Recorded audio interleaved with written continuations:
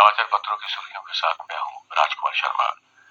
आज लगभग सभी समाचार पत्रों ने रामलला की प्राण प्रतिष्ठा से संबंधित विभिन्न आयोजनों के समाचारों को ही अपनी पहली बड़ी सुर्खी बनाया है।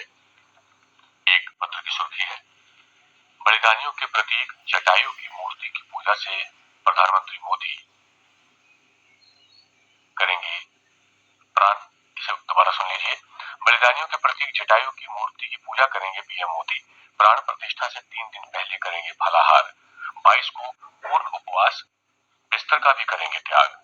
यम नियम के मुताबिक पीएम प्राण प्रतिष्ठा से 3 दिन पहले सामान्य बिस्तर का भी कर देंगे त्याग।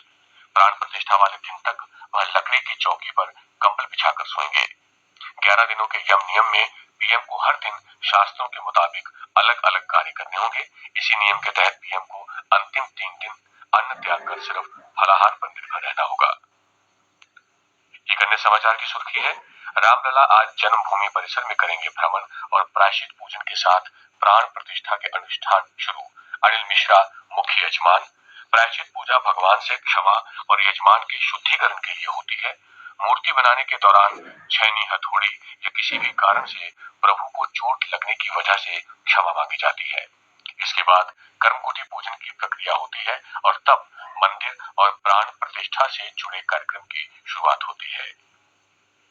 और यहाँ रामलला की प्राण प्रतिष्ठा पर सजेगा अपना जम्मू शहर भी। बावे वाली माता मंदिर, शिव मंदिर सहित अन्य स्थलों में होंगे भव्य उत्सव और सभी धार्मिक स्थलों पर स्वच्छता के महत्व पर भी दिया गया जोर। कर का पैसा जनता के ही चरणों में लौटा रहे, यही तो राम राज्य का संदेश, कहा प्रधानमंत्री मोदी ने। आंध्र प्रदेश में प्रधानमंत्री बोले, सरकार ने कर सुधारों की दिशा में किया बड़ा काम। वीरभद्र मंदिर में की पूजा, श्री राम जय राम भजन भी गाया। एक और समाचार, मथुरा की शाही ईदगाह मस्जिद के सर्वे पर सुप्रीम कोर्ट ने लगाई रोक। इलाहाबाद हाई कोर्ट ने सर्वे के लिए कोर्ट कमिश्नर की नियुक्ति को दी थी मंजूरी।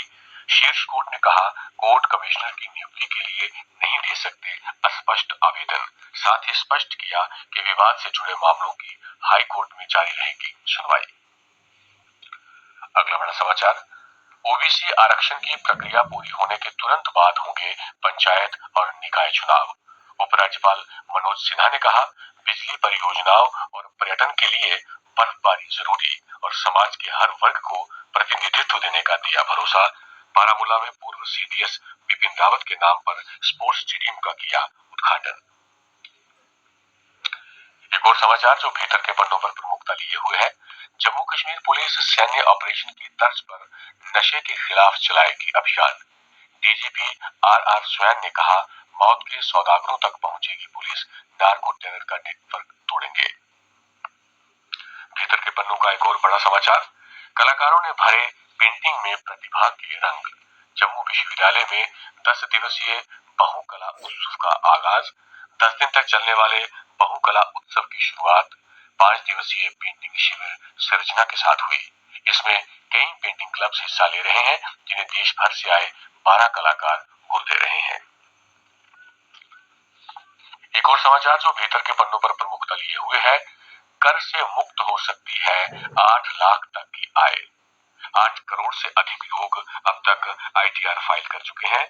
8.5 करोड़ तक पहुंच सकती है यह संख्या 31 मार्च 2024 तक। नई प्रणाली में 50,000 रुपए तक की और छूट मिलने की उम्मीद। अंतरिम बजट में हो सकता है ऐलान। अभी छूट को मिलाकर 7.5 लाख तक की आय पर नहीं लगता है टैक्स। होम लोन या अन्य मद में जिनका निवेश अधिक, उनके लिए पुरानी व्यवस्था ही ठीक। एमए स्टेडियम की सुरक्षा अभेद्य, कल तक खेल। गणतंत्र दिवस की तैयारियों को दिया जा रहा अंतिम रूप। स्टेडियम में हर आने जाने वाले व्यक्ति की हो रही जांच और ठंड में भी रिहर्सल का दिखा जोश। यह समाचार भीतर के पन्नों पर सचित्र छपा है। बारामूला को 38 करोड़ की परियोजनाएं मिली। झेलम के किनारे बनेंगे 24 घाट। उपराज्यपाल ने पूर्व सीडीएस बिपिन रावत को याद किया। हब्बा कदल पुल भी खोला गया। स्टार्टअप को बढ़ावा देने में गुजरात सबसे आगे, यूपी नेतृत्व करता राज्य। डीपीआईआईटी ने जारी की 33 राज्यों के प्रदर्शन पर आधारित स्टार्टअप रैंकिंग। सर्वश्रेष्ठ प्रदर्शन करने वाले राज्यों में केरल, कर्नाटक और तमिलनाडु और हिमाचल भी शामिल। सांबा में हाईवे पर स्कूल बस पलटी, 7 बच्चे व 3 शिक्षक घायल। 9वीं व 10वीं के बच्चों को स्कूल ले जाते समय डीसी ऑफिस के पास हुआ हादसा। दुर्घटना में घायल बच्चों व शिक्षकों को मामूली चोटें, जिला अस्पताल में करवाया गया उपचार। बस चालक हिरासत में, डीसी व एसएसपी ने अस्पताल में पहुंचकर घायलों की पूछी कुशलक्षेम। और अब खेल समाचार। भारत के 26 वर्षीय सुमित नागल ने ऑस्ट्रेलियाई ओपन में दुनिया के 27वें नंबर के कजाकिस्तान के अलेक्जेंडर बुबलिक को हराकर रचा इतिहास। दीप्ति शर्मा पहली बार चुनी गई आईसीसी की श्रेष्ठ क्रिकेटर। तीनों प्रारूपों में शानदार प्रदर्शन की बदौलत इंग्लैंड और ऑस्ट्रेलिया के खिलाफ भारत की जीत में महत्वपूर्ण भूमिका निभाने वाली दीप्ति शर्मा ने पहली बार आईसीसी महिला प्लेयर ऑफ द मंथ का जीता पुरस्कार। WPL बनी विश्व की दूसरी बड़ी महिला लीग। धूमल के मुताबिक इस साल प्रशंसकों को ध्यान में रखते हुए WPL लीग को 2 बड़े शहरों बेंगलुरु और दिल्ली में कराने की कोशिश। अर्जेंटीना के कप्तान लियोनेल मेसी ने मैनचेस्टर सिटी के स्ट्राइकर अर्लिंग हॉलैंड को टाई ब्रेकर में हराकर फीफा के सर्वश्रेष्ठ पुरुष फुटबॉलर का जीता पुरस्कार। भारत ओलंपिक क्वालिफायर के सेमीफाइनल में उदिता ने अपने 100वें अंतर्राष्ट्रीय मैच में 2 गोल किए, जिससे भारत ने इटली को 5-1 से हराकर FIH महिला ओलंपिक क्वालिफायर के सेमीफाइनल में किया प्रवेश। मौसम की बात करें तो 3 दिन में टूटा ठंड का रिकॉर्ड। 2.3 डिग्री सेल्सियस के साथ जम्मू सबसे सर्द, आज बर्फबारी के आसार। जम्मू में सामान्य से 4.8 डिग्री सेल्सियस गिरा तापमान। कोहरे के कारण ट्रेनें और उड़ानें भी रहीं प्रभावित। टूर एंड ट्रेवल्स के सैकड़ों वाहन सड़क के किनारे खड़े। होटल व्यवसाय में भी मंदी के बादल, बर्फ नहीं पड़ने से पर्यटन कारोबार गिरा।